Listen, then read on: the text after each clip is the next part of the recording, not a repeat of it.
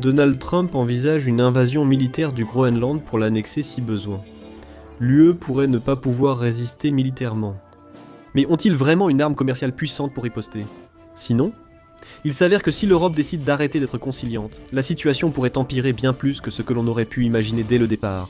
Soyons clairs, les conséquences seraient graves pour les États-Unis et l'Union européenne si le président Trump lançait une invasion militaire. Avant de parler commerce, l'Union européenne peut déjà causer de nombreux dégâts politiques et militaires aux États-Unis. Il s'avère que si l'Europe décide d'arrêter d'être conciliante, la situation pourrait devenir bien pire que ce que l'on imagine. D'abord, une invasion du Groenland ferait immédiatement des États-Unis le paria mondial. Depuis la Seconde Guerre mondiale, les États-Unis assurent la sécurité de l'Occident. Si elle envahit le Groenland, ce système s'effondre et l'Europe commence à traiter l'Amérique comme une puissance hostile plutôt que comme un allié. Les menaces de Washington de s'en prendre au Groenland sont en train de s'effondrer. Cet ordre mondial détruit l'influence et le pouvoir de négociation américain sur les Européens. Et cela s'accompagne de sérieuses difficultés économiques pour les États-Unis, alors que l'Europe se détourne de l'Amérique dans plusieurs domaines clés. L'un de ces domaines est la défense, l'Union européenne réalisant qu'elle ne peut plus compter sur les États-Unis comme alliés fiables. Un tournant d'époque absolument stupéfiant. Là, nous avons vu le premier signe de la douleur que l'Union européenne pourrait infliger aux États-Unis économiquement et politiquement. L'Union européenne devait acheter pour des centaines de milliards de dollars d'armements américains, dans le cadre d'une vaste initiative de réarmement. Les États-Unis restent le principal fournisseur historique d'armes, des missiles aux avions de chasse. Au lieu de cela, l'Europe a montré qu'elle ne voulait plus acheter la sécurité américaine au moment où cela devenait nécessaire.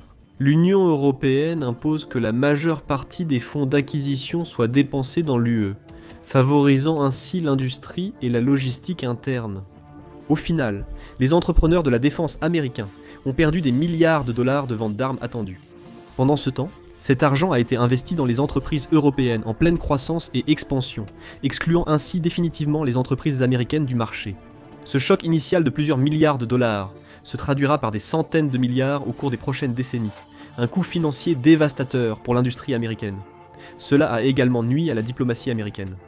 Les États-Unis vendent beaucoup d'armes à l'étranger, non par goût pour la violence, mais pour des raisons diplomatiques plus que financières. Les armes modernes sont des systèmes complexes. Acheter un radar américain implique aussi un contrat de maintenance, de mise à niveau et de formation technique sur 10, 15, 20 ans, voire plus.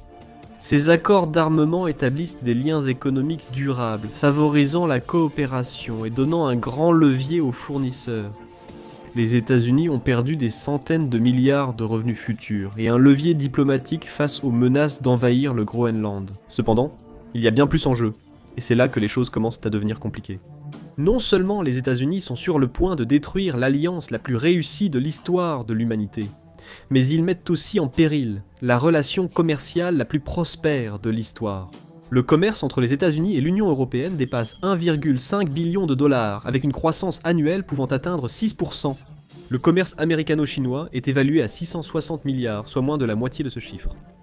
C'est la plus grande relation commerciale mondiale, avec des échanges d'argent sans précédent entre ses partenaires. Et tout cela pourrait disparaître soudainement. Le commerce entre les deux principaux partenaires mondiaux pâtit déjà des tarifs douaniers. Une nouvelle escalade pourrait déstabiliser le commerce transatlantique, détruisant des emplois américains. Chez nous, les États-Unis ont à la fois un déficit commercial et un excédent avec l'Union européenne.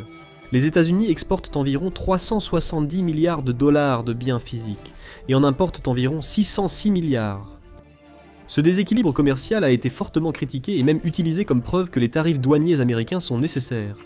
Mais cela ignore deux choses importantes. D'abord, les États-Unis ne sont pas une puissance manufacturière. Pendant des décennies, les entreprises ont délocalisé leur production à l'étranger pour réduire les coûts et augmenter les profits. Et le revers de la médaille a été une perte majeure d'emplois dans les usines nationales et des dommages à long terme au marché du travail manufacturier. Le deuxième fait est que bien que les États-Unis aient un déficit de biens, ils ont un excédent de services de près de 100 milliards de dollars. Les États-Unis, comme l'Union européenne, exportent davantage de services que de biens physiques et disposent d'une nette avance sur l'UE dans ce domaine. Cet avantage aurait pu être supérieur, mais les États-Unis ont freiné leur progression en n'adoptant pas les normes de service et anti-piratage de l'Union européenne, dans des secteurs clés, comme les services numériques. Mais cela va encore plus loin, car les deux parties ont investi plus de 5 000 milliards de dollars dans l'économie de l'autre. Des investisseurs européens financent des entreprises ou embauchent des travailleurs américains, et inversement. Les exportations de l'UE vers les États-Unis soutiennent 2,3 millions d'emplois américains, et les entreprises européennes en emploient près de 3,5 millions de plus. C'est un peu comme une vieille impasse mexicaine, où chaque camp tient un pistolet sur la tempe de l'autre. Sauf que cette impasse n'est pas théorique. Les deux camps ont déjà le doigt sur la gâchette. Pour nuire aux États-Unis, l'UE utiliserait sans doute d'abord son instrument anti-coercition, appelé bazooka commercial, vanté par Emmanuel Macron.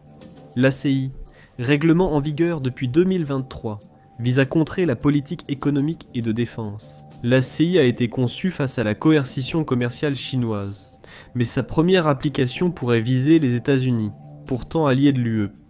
L'ACI vise à empêcher qu'une nation étrangère ne contraigne un État membre de l'UE. Sous le premier mandat de Trump, il a imposé des droits de douane, jugés injustes, sur les produits de l'UE. Les débats sur la réponse à ces taxes ont aidé à façonner l'ACI. Normalement, pour sanctionner économiquement un État coercitif, l'UE aurait besoin du consentement unanime de son bloc de 27 pays. L'ACI autorise l'UE à imposer des mesures de rétorsion via un vote majoritaire sur tout le bloc. Ce simple changement est ce qui transforme cela d'un différend commercial en une arme. C'est un instrument politique puissant qui unifie la politique économique européenne.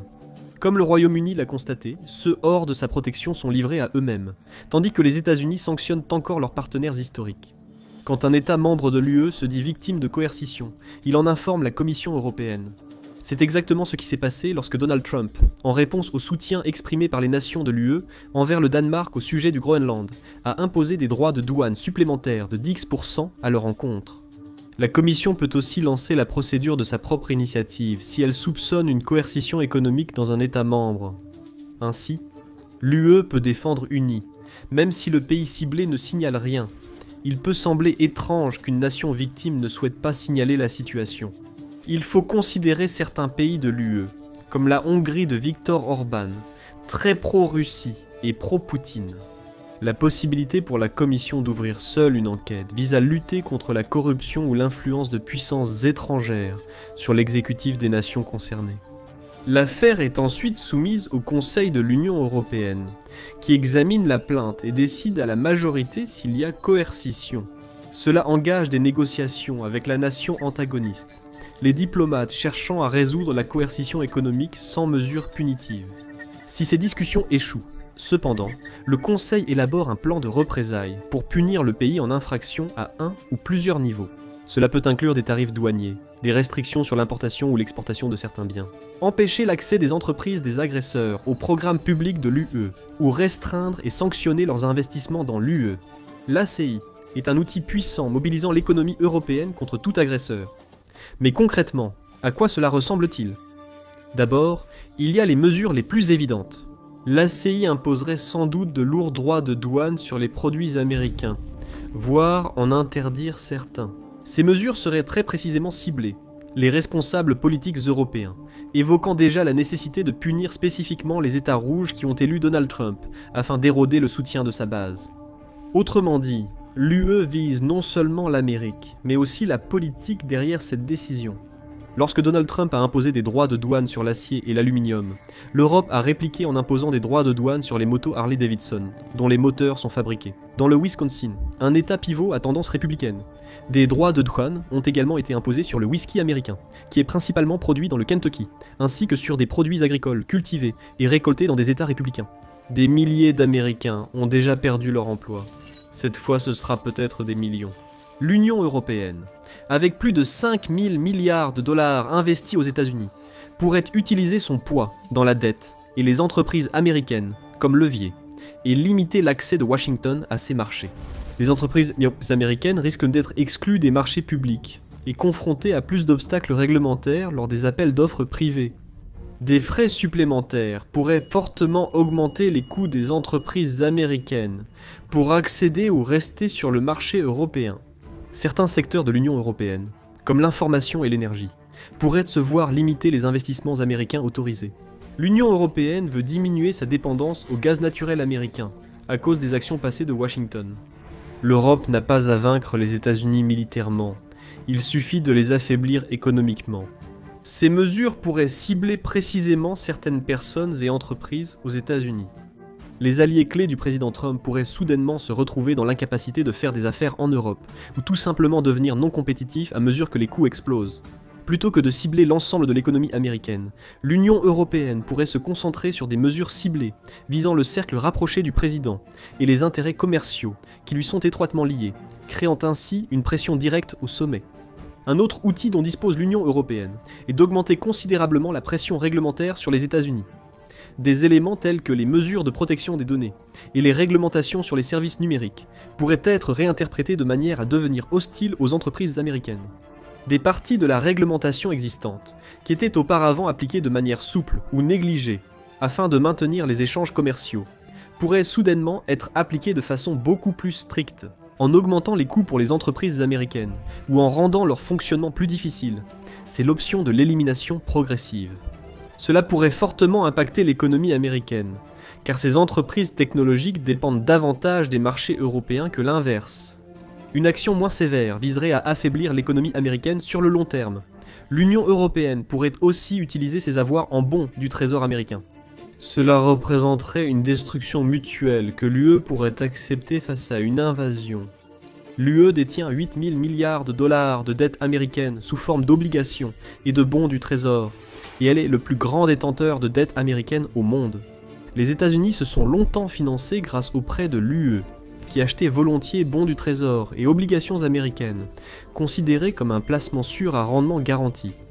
Le problème pour l'UE est qu'une telle action impacterait fortement les fonds de pension européens, souvent investis dans les obligations américaines. Les banques européennes possèdent beaucoup de dettes américaines et pourraient la vendre malgré des pertes importantes. Bien que cela porterait un coup dur à l'Amérique, cela causerait également des dommages importants au sein même de l'UE. Pourtant, le mouvement Vendre l'Amérique séduit de plus en plus d'Européens, particuliers et fonds de pension diversifiant déjà hors des États-Unis. Ils choisissent des alternatives plus risquées et moins rentables, érodant lentement l'instrument financier américain. Une mobilisation massive de l'Union européenne pourrait entraîner une crise de la dette en Amérique. Cela ferait aussi fuir d'autres prêteurs étrangers, qui ne verraient plus la dette américaine comme un placement sûr. Dire que l'Union européenne a un bazooka commercial n'est pas tout à fait exact, mais elle a une arme puissante, et la possibilité d'entrer dans un scénario de destruction mutuelle assurée, qui au final favoriserait l'Europe, tout en paralysant les États-Unis. Non, ce n'est pas un bouton magique qui détruit les États-Unis, mais l'Union européenne a un moyen de sanctionner la coercition rapidement sans l'accord de tous. Si le Groenland devient un enjeu de guerre, ce bazooka commercial n'est plus une métaphore. C'est comment l'Europe s'assure que les États-Unis paient. Regardez ce que sont les tarifs douaniers, et s'ils fonctionnent, ou cliquez sur cette vidéo.